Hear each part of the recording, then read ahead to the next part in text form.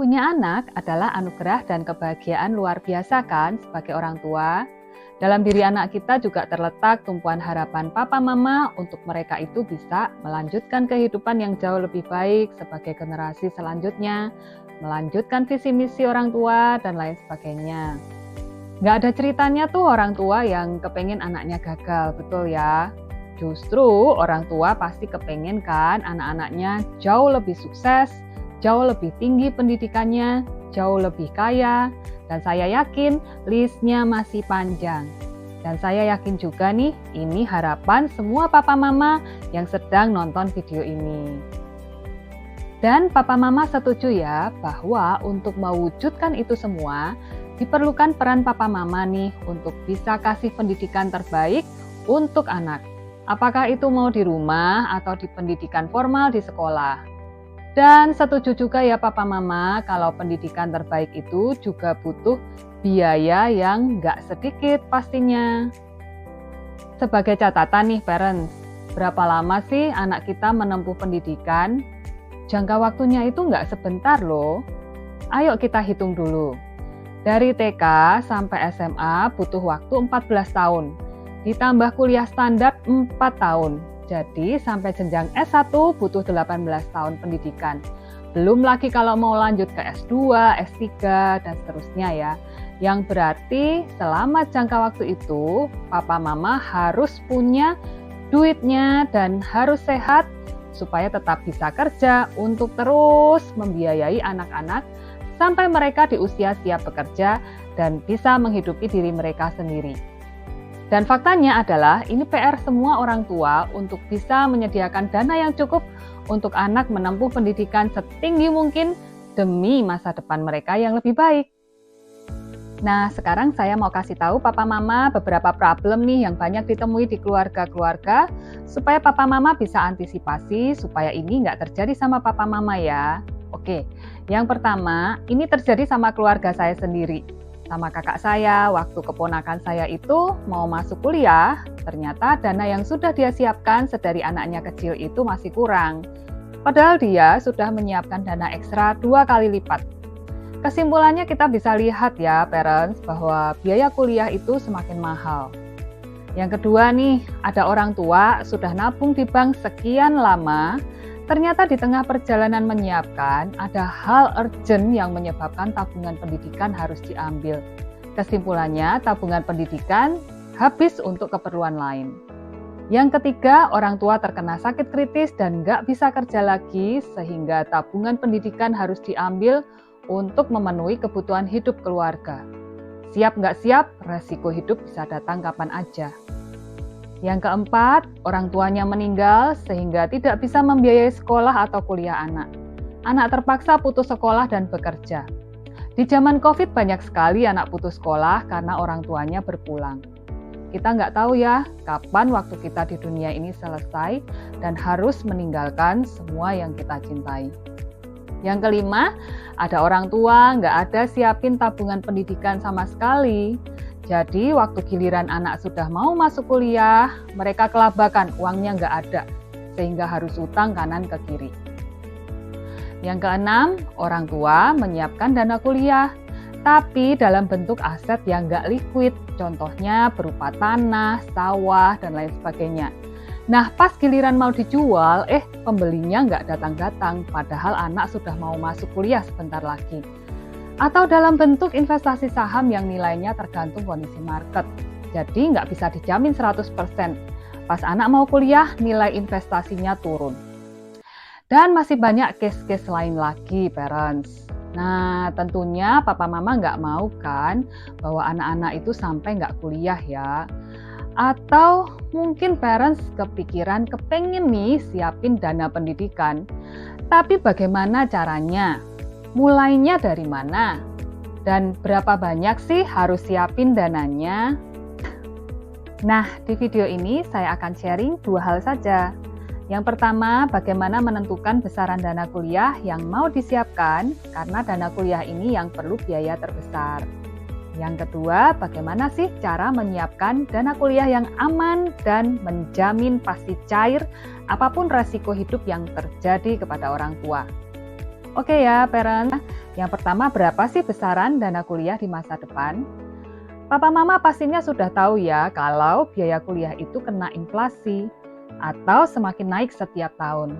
Masih ingat ya zaman dulu kita kuliah, uang kuliahnya berapa juta yang orang tua kita bayar. Dan kalau sekarang tanya berapa nih biaya masuk universitas, pasti jumlahnya sudah berkali-kali lipat dari angka yang dulu orang tua kita bayarkan. Menurut BPS, angka inflasi pendidikan di Indonesia itu sekitar 10% per tahun. Sebagai patokan, kalau tahun 2024 untuk menempuh pendidikan kuliah jalur mandiri selama 4 tahun di universitas negeri itu butuh biaya sekitar 156 juta. Ini di luar fakultas kedokteran ya. Dan kalau di universitas swasta sekitar 216 juta di luar fakultas kedokteran. Nah, untuk tahu berapa biaya kuliah di masa depan, kita buka aplikasi Financial Calculator. Bisa download dulu di Play Store ya, lalu pilih yang TVM. Lalu kita masukkan angka biaya kuliah saat ini di kolom present value, misalnya 216 juta. Contoh, orang tua punya anak sekarang usia 5 tahun, jadi sampai dia masuk kuliah itu masih 13 tahun lagi. Dan masukkan juga angka inflasi 10%. Kemudian klik FV atau future value. Nah, perkiraan biaya kuliah 13 tahun lagi adalah sebesar 745 jutaan. Pertanyaannya, apakah dana untuk ini sudah tersedia sekarang? Kalau belum, Papa Mama perlu untuk mulai menyiapkan dari sekarang. Mungkin Papa Mama bertanya, kenapa sih harus sekarang nyiapinnya, nggak nanti-nanti aja? Kan masih lama, anak juga masih kecil, ya kan? Sebagai gambaran, ini kalau siapin dana kuliah sekarang, bandingkan dengan menyiapkan dana kuliah nanti-nanti. Contohnya ada anak usia 5 tahun, 13 tahun lagi masuk kuliah, dan biayanya nanti perlu 745 jutaan, seperti yang tadi kita hitung di atas. Kalau siapin dana kuliah tersebut sekarang, maka per bulan orang tua bisa menyisihkan 4,8 jutaan per bulan. Tapi kalau siapin dana kuliah tersebut 10 tahun lagi, maka orang tua hanya punya waktu 3 tahun aja untuk menyiapkan. Dan per bulan perlu 20 jutaan menyisihkan. Akan jauh lebih berat menyiapkannya pastinya ya. Jadi dari gambaran di atas, bisa paham ya Papa Mama, semakin nunda-nunda, pending-pending siapinnya, nanti akan makin berat nyicilnya. Karena waktu menyiapkan semakin pendek, otomatis yang disiapkan per bulannya juga makin besar. Yang kedua, bagaimana cara menyiapkan dana pendidikan yang aman, yang nantinya pasti bisa dipakai untuk membiayai kuliah anak apapun yang terjadi sama orang tua. Nah, seperti yang Papa Mama ketahui, periode menabung ini kadang perlu waktu bertahun-tahun, bahkan belasan tahun. Pertanyaannya, apakah ada kepastian selama itu orang tua pasti sehat terus?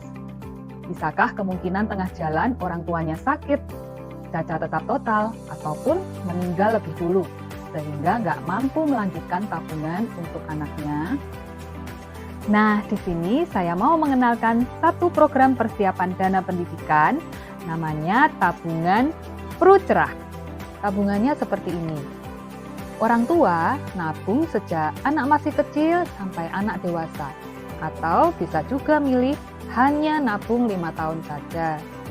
Saat anak masuk kuliah, akan tersedia dana untuk penarikan tunai sekaligus, di mana dana ini bisa dipakai sebagai uang pangkal kuliah. Setelah itu, setiap bulannya tersedia dana untuk penarikan berkala selama 4 tahun ke depan sampai anak lulus kuliah. Nah, mungkin Papa Mama berpikir, apa hebatnya sih tabungan ini? Saya juga bisa kok nabung sendiri. Iya sih, pasti bisa. Asal Papa Mama bisa yakin pasti sehat terus. Namun, yang namanya resiko kehidupan itu bisa aja datang ke setiap orang, betul ya? Di tengah masa menabung, orang tua bisa aja terjadi kena sakit kritis, cacat tetap total, atau meninggal. Kalau tabungan biasa, tabungan kita bisa stop saat itu juga. Tapi istimewanya tabungan ini bisa dilanjutkan secara otomatis loh sampai periode menabung yang direncanakan itu selesai. Sehingga uang pangkal kuliah pasti tersedia. Dan uang bulanannya pun juga pasti tersedia. Ini program keren banget.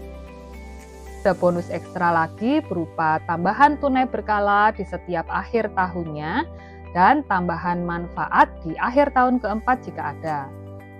Parents, yang namanya kepastian hidup bisa datang di usia berapa saja. Seandainya anak berpulang duluan sebelum selesai masa menabung, maka seluruh tabungan yang pernah disetor akan dikembalikan, termasuk ekstra nilai tunai yang terbentuk. Perbedaannya, jika nabung sendiri, ibarat orang tua itu mau mengajak anaknya ke lantai 18 menggunakan tangga.